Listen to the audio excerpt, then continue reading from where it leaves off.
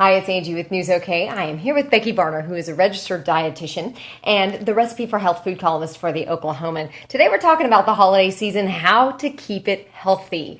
Oh, that just seems like a tough one, I think, because the holiday season, a lot of people love to just indulge.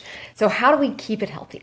Well, Angie, I think the first thing that we really need to do is to make a decision about making healthful food choices through the holiday season, because if we don't think about it, the tendency is, as you've said, so many temptations, so many things to eat that might be really high in fat, high in calories, that kind of thing.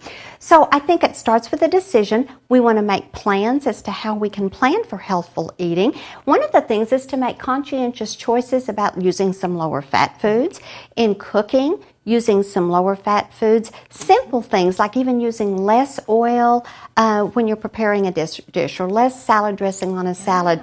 Very simple things like that. That's true. Well, and then another thing, we want to think about balance and eating satisfied meals, because a lot of times if we're not eating balanced, satisfying meals, then we end up really hungry. That's true. And so we'll just snack on things that are around that are very high in calories. That is a good point. That is very true. So how else do people get started? Well, it makes a big difference. We want to have an idea, and we're going to share an idea with our listeners today on it's kind of an appetizer, a dip.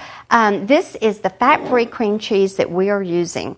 And the fat-free cream cheese, of course, doesn't have a lot of flavor by itself, but you can turn it into a dip by simply putting a jelly or a preserve. We're using the raspberry preserves. Beautiful presentation.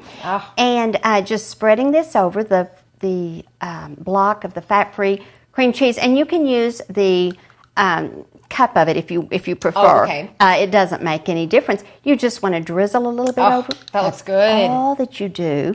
And then you can have some type of a whole grain cracker like this available to serve with it. For folks that would prefer, we have a red hot jelly that you can use, and you can use pretty much any type of anything like that. Salsa is even good with it, but it's a great recipe idea that you can take when you're gathering with people. That is. Now, of course, one thing in the holidays that we all struggle with is, we want to eat and then sit down, lay around, maybe take a nap, watch football, stuff like that. What do you suggest for that? Angie, that is so true.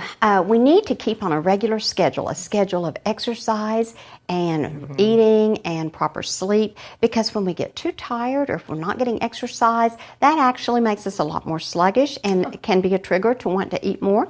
And so we want to stay on a regular schedule. And as far as exercise is concerned, there are so many things that people can do. It needs to be something that they enjoy, and it needs to be something, it can be outdoors, walking, it can be dancing, it can be bicycling, anything like that. And if it's a nice Thanksgiving day or something, or Christmas day, exactly like you said, go take a walk around the block. Absolutely. Walk your dogs. That is, and another thing that people need to remember is to be thankful for the food they're not eating on Thanksgiving. Really? There you go. It's true. We feel so much better when we don't overeat that Thanksgiving holiday meal. That's true. And so that's something that we want to remind folks. Okay. All right. What other helpful tips do you have? Well, the other thing that I would just say is to eat consciously.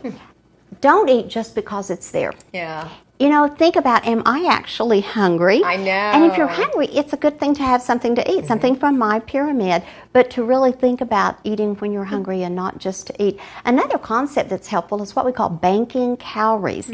And banking calories simply means starting now, the early part of the holiday season, to cut back a tiny bit, maybe 100 calories a day or so that by the time the middle of the holiday season gets here, people actually have some extra calories they've banked away. There you go. So they can have extra things and they've already compensated for those calories, and they don't end up having that weight gain that can occur over the holidays. Wow. Well, this is great ideas, and obviously this is going to be in your article, right? It will be, and a whole lot of other ideas as well. There we go. Thank you, Becky. So check out the Oklahoman in the live section for Becky Varner's Recipe for Health food column. Thanks so much. Thank you, Angie.